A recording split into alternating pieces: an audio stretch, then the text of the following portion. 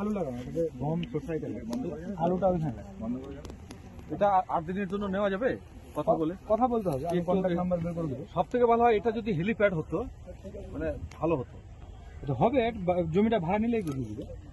মালিকের সাথে কথা বলে যদি আমরা বলি যে তোমার যা ফসলের যা দাম হয় ওই দামটা আমরা অ্যাডভান্স দিব, তাহলে মাঠে আমাদের মাননীয় মুখ্যমন্ত্রী মমতা ব্যানার্জি আগামী 3 তারিখে আসছেন গাজলে।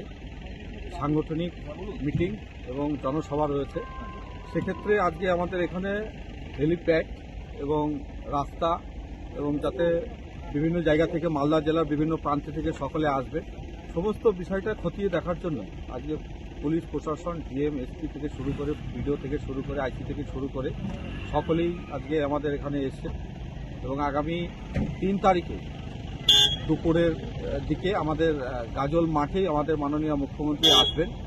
এই মিটিংয়ে সকলের একটা উৎসাহ রয়েছে এবং এর আগেও আমরা দেখেছি যে গাজলে প্রচুর সংখ্যক মানুষ যারা দিদির কথা শোনার জন্য আসবেন এবং সমস্ত রকম ব্যবস্থাপনা খতিয়ে দেখার জন্য মূলত আজকে আমাদের এখানে পরিকল্পনা এবং এখানকার চারিদিকে খতিয়ে দেখা। আমরা সকলকে আহ্বান করব যে গাজল সহ মালদা জেলা এবং বাইরে থেকে অনেক মানুষ এখানে আসে, সবাই যাতে সুস্থভাবে এসে মাননীয় মুখ্যমন্ত্রী মমতা বন্দ্যোপাধ্যায়ের এই মিটিংয়ে অংশগ্রহণ করতে পারে, কোনো যাতে অসুবিধা না হয় সেদিকে আমরা লক্ষ্য রাখছি।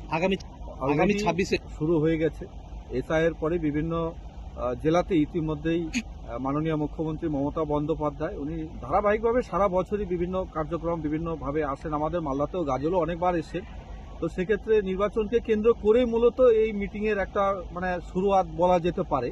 কারণ উত্তরবঙ্গের মধ্যে প্রথম আমার যেটা ধারণা যে মুর্শিদাবাদ, মালদা এবং তারপরে অন্যান্য জেলাগুলোতেও মাননীয় মুখ্যমন্ত্রী যাবেন এবং দলীয়ভাবে বিভিন্ন কর্মীদের উৎসাহ করবেন। তো এটা ভোটের একটা যে নির্বাচনের যে একটা প্রক্রিয়া যে একটা শুরু, তার একটা শুভারম্ভ বলা যেতে পারে।